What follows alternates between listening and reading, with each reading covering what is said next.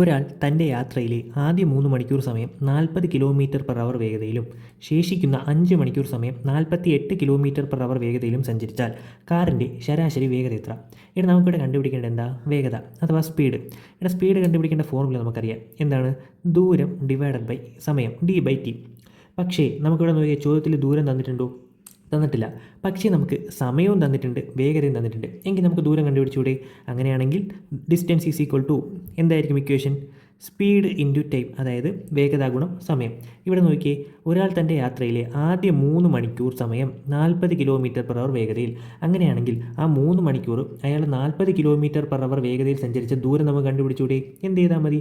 ആ വേഗതയായ 40 ഗുണം സമയമായ 3 ചെയ്താൽ മതി, ഈക്വൽ ടു 120 കിലോമീറ്റർ. ഓക്കെ അല്ലേ?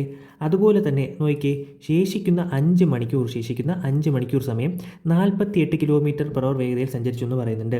അങ്ങനെയാണെങ്കിൽ ആ 5 മണിക്കൂർ അയാൾ 48 km/h വേഗതയിൽ സഞ്ചരിച്ച ദൂരം കണ്ടുപിടിക്കാൻ എന്ത് ചെയ്താൽ മതി?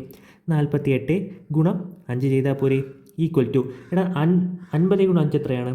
250. അങ്ങനെയാണെങ്കിൽ 48 ഗുണം 5 എത്രയായിരിക്കും? അത് 250 നിന്ന് 2 5 കുറച്ചാൽ പോരെ, 240 കിലോമീറ്റർ. ഓക്കെ അല്ലേ? അപ്പോൾ അയാൾ 3 മണിക്കൂർ കൊണ്ട് 40 km/h വേഗതയിൽ സഞ്ചരിച്ച ദൂരം 120 കിലോമീറ്ററും 5 മണിക്കൂർ കൊണ്ട് 48 km/h വേഗതയിൽ സഞ്ചരിച്ച ദൂരം 240 കിലോമീറ്ററുമാണ്. അപ്പോൾ അയാൾ ആകെ സഞ്ചരിച്ച ദൂരം എന്ന് പറയുന്നത് ഈ 120 പ്ലസ് 240 ഈക്വൽ ടു എത്രയാണ്? 360 കിലോമീറ്റർ. നമുക്കിവിടെ കണ്ടുപിടിക്കേണ്ടത് ശരാശരി വേഗതയല്ലേ? വേഗത കണ്ടുപിടിക്കേണ്ട ഫോർമുല നമ്മൾ നേരത്തെ പറഞ്ഞു. എന്താണ്? വേഗത ഈസ് ഈക്വൽ ടു ദൂരം ഡിവൈഡഡ് ബൈ സമയമാണെന്ന്. ഇവിടെ ഈക്വൽ ടു, ഇവിടെ ദൂരം നമുക്ക് കിട്ടിയില്ലേ? 360 ഡിവൈഡഡ് ബൈ, ഇനി സമയം വേണം. സമയത്തിന് അയാൾ ആദ്യം 3 മണിക്കൂർ സഞ്ചരിച്ചു, പിന്നീട് 5 മണിക്കൂർ സഞ്ചരിച്ചു. അപ്പോൾ അയാൾ ആകെ സഞ്ചരിച്ച സമയം എന്ന് പറയുന്നത് 3 + 5 ഈക്വൽ ടു 8 മണിക്കൂർ അല്ലേടാ? 8 മണിക്കൂർ. അപ്പോൾ 360 ഡിവൈഡഡ് ബൈ 8. എടാ, ഇവിടെ ദൂരം കിലോമീറ്ററിൽ തന്നെയാണ് തന്നിരിക്കുന്നത്, സമയം മണിക്കൂറിൽ തന്നെയാണ്. യൂണിറ്റിൽ എന്തെങ്കിലും വ്യത്യാസം വരുത്തണോ? ഒരു വ്യത്യാസം വരുത്തണ്ട.